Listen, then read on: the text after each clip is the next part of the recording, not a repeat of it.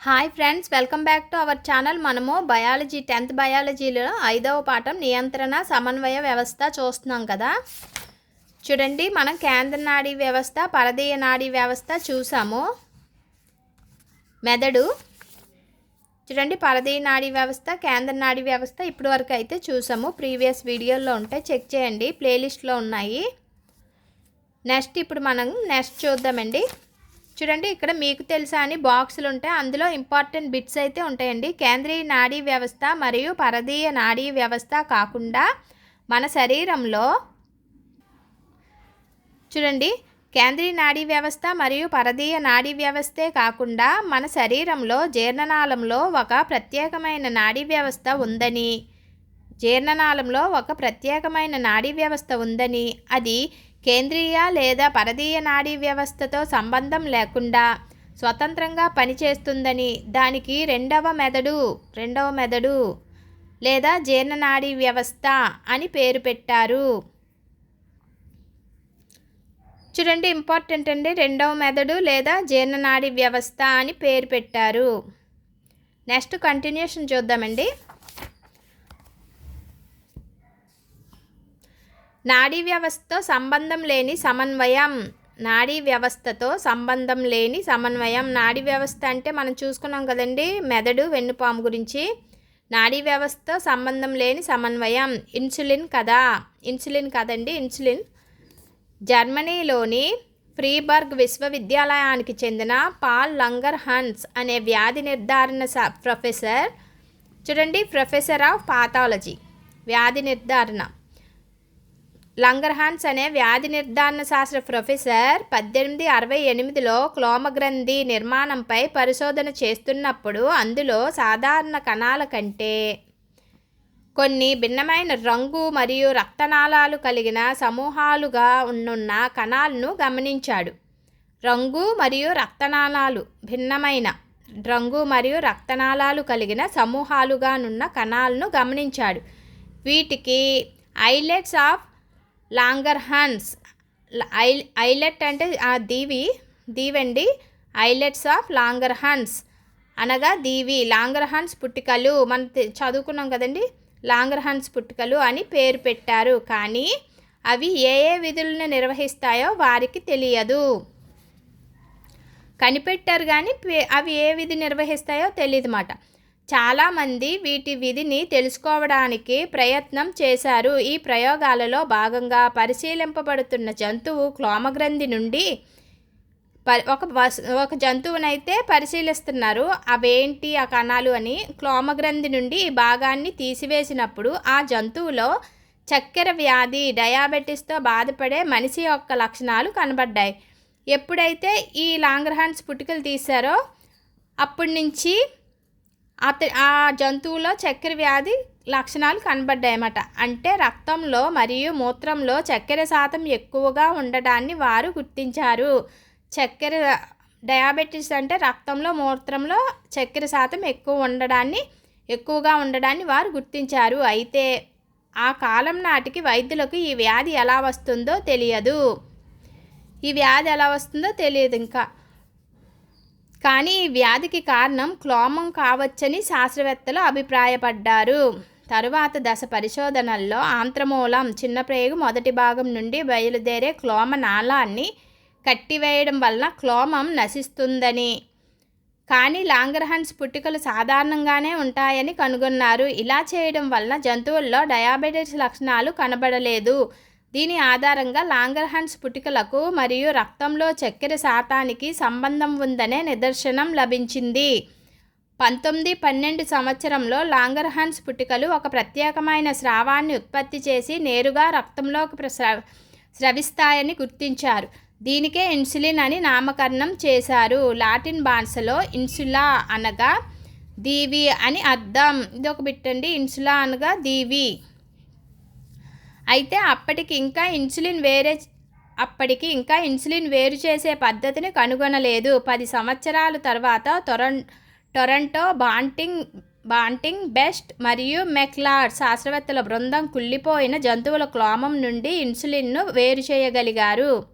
క్లోమగ్రంథి లేని కుక్కలలో అంతర్శిర ఇంజెక్షన్ ద్వారా ఈ పదార్థాన్ని అంటే ఇన్సులిన్ని ఇచ్చినప్పుడు కుక్క రక్తంలో చక్కెర శాతం తగ్గిపోవడం, కుక్క ఆరోగ్యంగా జీవించి ఉండడం గమనించారు. ప్రస్తుతం చక్కెర వ్యాధితో బాధపడే వారికి ఇన్సులిన్ను చర్మంలోని ఇంజెక్షన్ ద్వారా ఇస్తారు. ఇన్సులిన్ ఒక రసాయనిక సమ్మేళనం. అది ఉత్పత్తి అయిన కణం నుండి రక్తంలోకి ప్రవేశించగానే చర్య చూపుతుంది. అంటే చక్కెరను మన శరీరంలోకి ఇమిడిపోయేలా చేస్తుంది, బయటకు పోకుండా. రక్తంలో ఎక్కువ చక్కెర ఎక్కువైపోకుండా, మూత్రంలో ఎక్కువైపోకుండా ఇన్సులిన్ అనేది ఈ చక్కెర శాతాన్ని క్రమబద్ధీకరిస్తుంది అన్నమాట. నెక్స్ట్ అండి, ఇక్కడ ఇంకొకటి ఇచ్చారు, ఇతర రసాయనిక సమన్వయాలు. మన శరీరంలో ఒక భాగంలో జరిగే సంఘటనలను రక్తంలోకి ప్రసరించే కొన్ని పదార్థాలు ప్రభావితం చేస్తూ ఉంటాయి. మన శరీరంలో ఒక భాగంలో జరిగే సంఘటనలను రక్తంలోకి ప్రసరించే కొన్ని పదార్థాలు ప్రభావితం చేస్తూ నియంత్రిస్తాయి. 1905 సంవత్సరంలో స్టార్లింగ్ అనే ఆంగ్ల శరీరధర్మ శాస్త్రవేత్త రక్తంలో స్రవించే ఇటువంటి పదార్థాలకు హార్మోన్లు అని పేరు పెట్టాడు. హార్మోనులు చూసారు కదండి. హార్మోన్లు రక్తంలో స్రవించే అంటే రక్తంలోకి ప్రసరించే కొన్ని పదార్థాలని ప్రభావితం చేస్తూ నియంత్రిస్తాయి. ఏంటి? హార్మోనులు అని పేరు పెట్టారనమాట. హార్మోన్లను స్రవించే గ్రంథులను వినాల గ్రంథులని అంటారు. వీటి స్రావాలను తీసుకొని వెళ్ళడానికి ఎటువంటి నాళాలు గొట్టాలు కానీ ఉండవు. అవి నేరుగా రక్తంలో కలిసిపోతాయి. అందువల్ల ఈ గ్రంథులు కాలేయం, క్లోమం వంటి గ్రంథుల కంటే భిన్నమైనవని భావిస్తారు. కాలేయం, క్లోమం వంటి గ్రంథుల స్రావాలు నాళాలలో ప్రవహిస్తుంటాయి. వాటిని నాళగ్రంథులు అంటారు. చూడండి, ఇక్కడ వినాల గ్రంథులు ఉన్నాయి, నాళగ్రంథులు ఉన్నాయి. స్రవించే గ్రంథులను వినాల గ్రంథులు అంటారు. డైరెక్ట్గా బ్లడ్లోకి హార్మోన్లు ప్రసరిస్తే అవి వినాల గ్రంథులండి. నాళాల ద్వారా గ్రంథుల స్రావాలు నాళాలలో ప్రవహిస్తుంటాయి. కాలేయం, క్లోమం వంటి గ్రంథుల స్రావాలు నాళాలలో ప్రవహిస్తుంటాయి. వాటిని నాళగ్రంథులు అంటారు. నాళగ్రంథులు, వినాల గ్రంథులు.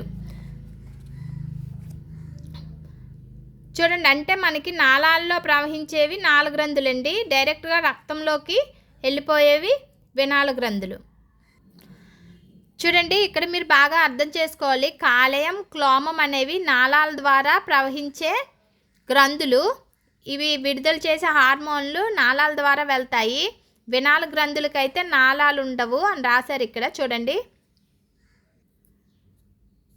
వీటి స్రావాలను తీసుకొని వెళ్ళడానికి ఎటువంటి నాళాలు కానీ గొట్టాలు కానీ ఉండవు. అవి నేరుగా రక్తంలో కలిసిపోతాయి. అందువల్ల ఈ గ్రంథులు కాలేయం, క్లోమం అనేవి వినాల గ్రంథులు అనమాట. అందువల్ల ఈ గ్రంథులు కాలేయం, క్లోమం వంటి గ్రంథుల కంటే భిన్నమైనవి.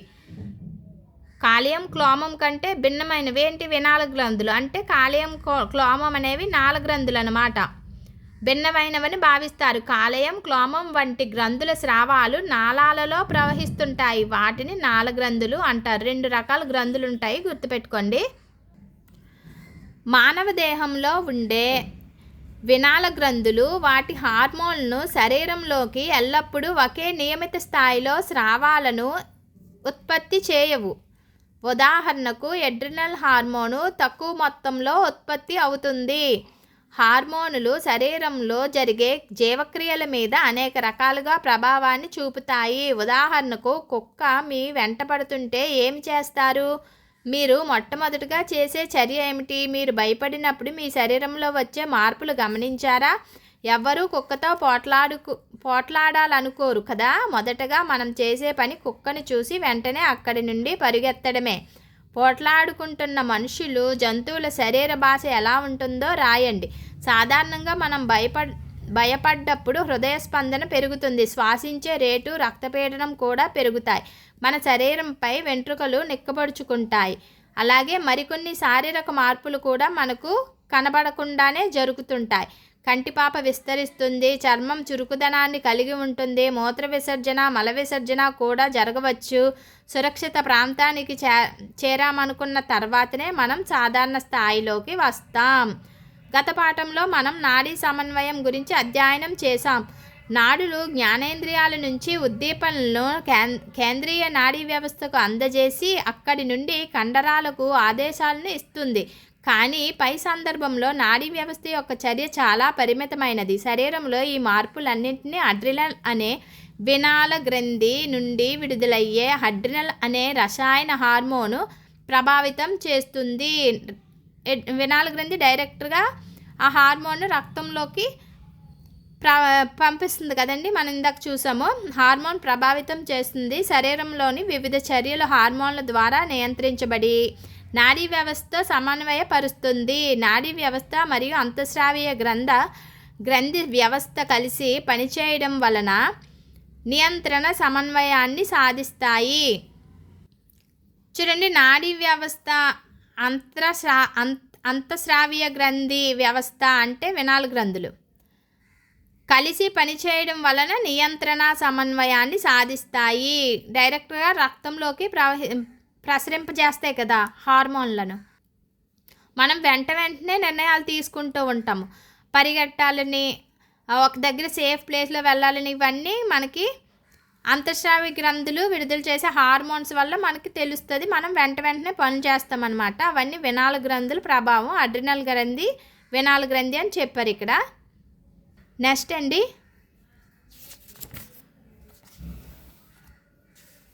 అడ్రినల్ హార్మోన్ను